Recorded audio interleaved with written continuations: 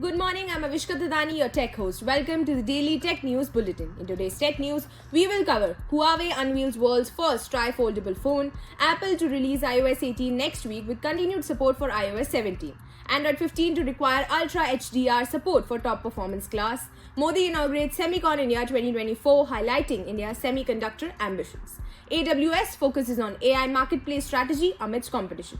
Canon unveils EOS C80 digital cinema camera with advanced features. Sparsh CCTV expands into retail with advanced security solutions. In yesterday's quiz, we asked you the question, who created World Wide Web? The answer is Tim Berners-Lee. It's time for our daily tech question. Here's today's question. Which was the first search engine on internet? Think you know the answer? We want to hear it from you. Leave your guess in the comments below this video. We'll reveal the correct answer in tomorrow's news bulletin. So stay tuned to see if you've got this right. Let's start with the first news. Huawei has launched the Mate X-T, the world's first tri-foldable smartphone in Shenzhen, China. This innovative device folds three ways like an accordion, boosts a 10.2-inch display. The Mate X-T, which comes in red and black, is the thinnest foldable phone with just 3.6mm, has already received over 3.6 million pre-orders. It is priced at 19,999 yuan. The release follows Apple's introduction in iPhone 16, which some Chinese users criticized for lacking AI features.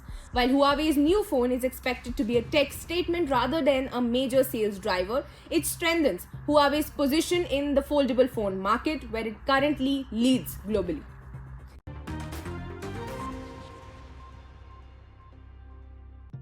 For the next news, we have Apple, which is set to release iOS 18 to the public on September 16, introducing new features. However, users who prefer not to upgrade immediately due to potential bugs or app compatibility issues can stay on iOS 17.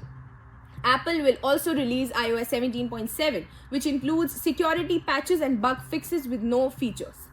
Both updates will be available for download next week, allowing users to choose between the latest iOS 18 or the updated iOS 17. Apple previously offered similar options with the release of iOS 17 and will likely phase out iOS 17 updates eventually. Alongside iOS 18, Apple will launch iPad OS 18, Watch OS 11, TV OS 18, Vision OS 2 and Mac OS Sequoia. Now we have Android 15. Google plans to set new standards for Android devices by integrating Ultra HDR support into its performance class requirements. According to a report by Michelle Rahman, Android 15 will include updates to the Android compatibility definition document that affect how devices are classified. To achieve performance class 15, devices must support Google Ultra HDR format known as JPEG-R.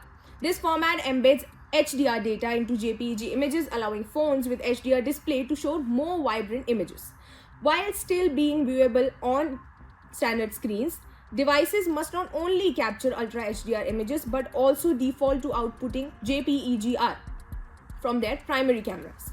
While Ultra HDR is also not mandatory for Android 15 users, it is essential for these aiming to be classified under performance class 15.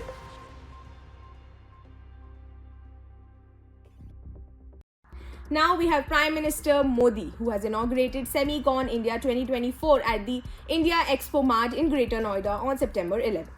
Marking the beginning of a significant event, the India's first semiconductor industry, the conference, which will run from September 11 to September 13, features over 250 exhibitors and 150 speakers, focusing on shaping the semiconductor future. The event underscores India's efforts to become a leader in the semiconductor technology.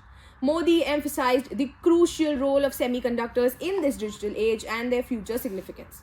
The conference also includes a semiconductor executives roundtable and highlighted ongoing initiatives to build a strong semiconductor ecosystem in India, including upcoming semiconductor units in Gujarat and Assam.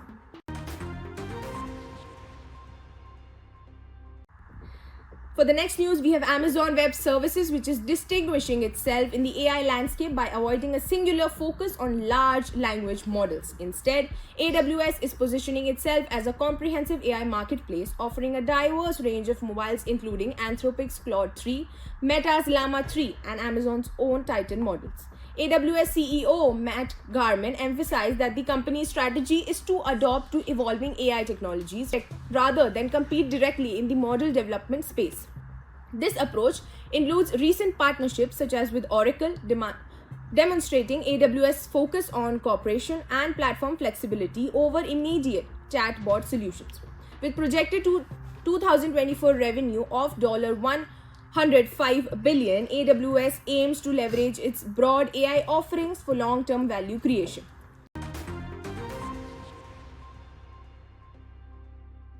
For the next news, we have Canon, which has announced the EOS C80 digital camera, set to launch in early November 2024. The new addition to the Cinema EOS system features a compact, lightweight design with a 6K full-frame sensor and enhanced interfaces. Building on EOS C70's mobility, the EOS C80 includes an RF mount for high-quality visuals and improved depth of field.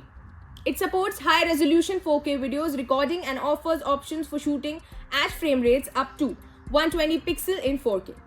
The camera also includes SDI and HDMI outputs, Wi-Fi and Ethernet connectivity, and a multi-function accessory shoe. It is designed for versatile use in film, TV, and live broadcasts.